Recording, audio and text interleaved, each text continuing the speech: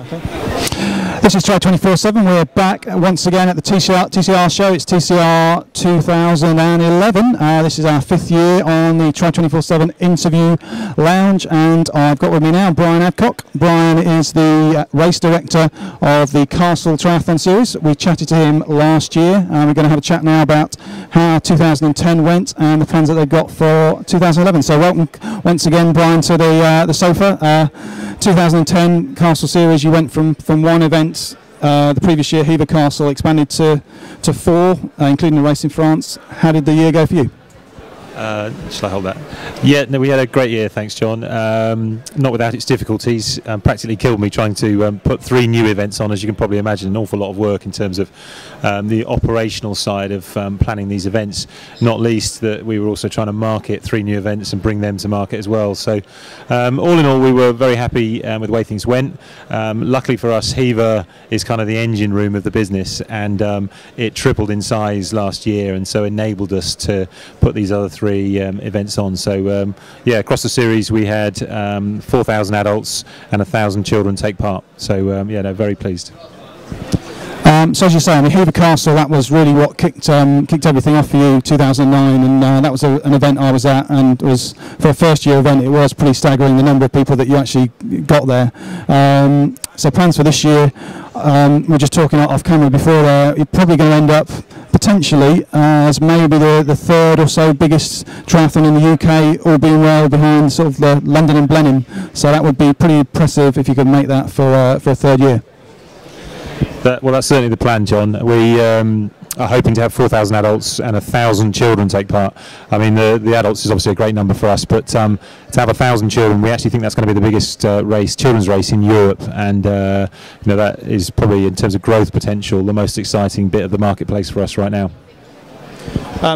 So you've got the races. The 4 races were Hever Castle, Chumley Castle, Castle Howard, and the Chateau in France. So you're going to stick for this year at least with those 4 races, but you've got some developments in terms of the actual events that are going on at those, and I believe that's come from feedback from competitors in terms of distance that they want to do. So if you can just give us an outline of the additions that are going to happen to those 4 events for 2011.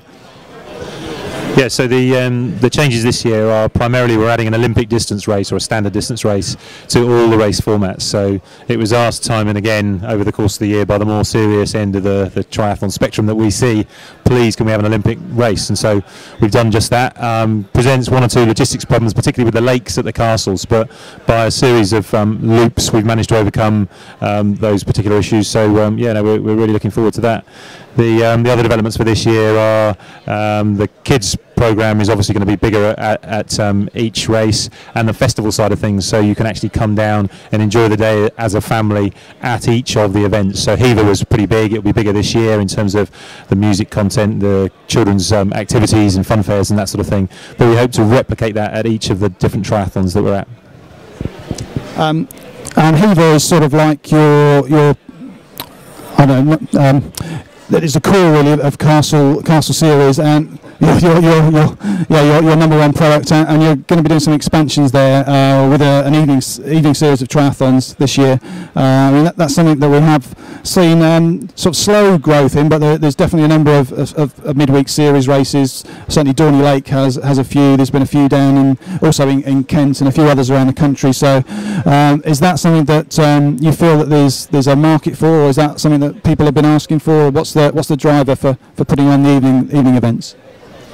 Well, like a lot of things that Human Race do, we keep a careful eye on them, and that has been a success for them. And we've just had feedback that people are kind of not fed up with Dorney Lake, but a lot of people have done that a number of times, and they're looking for a new challenge, and they like the idea of a midweek training race. And so that's really where we've pitched it, because of our specific location and its relative proximity to the city, and we've got some good ties in there. Every indicator is that we'll have a good take up of the race, but it's a bit of a white knuckle ride, as I'm sure the other race organisers will say. With these midweek things, people sign up very late, but we're scaled up for that, and but we think that we'll do well.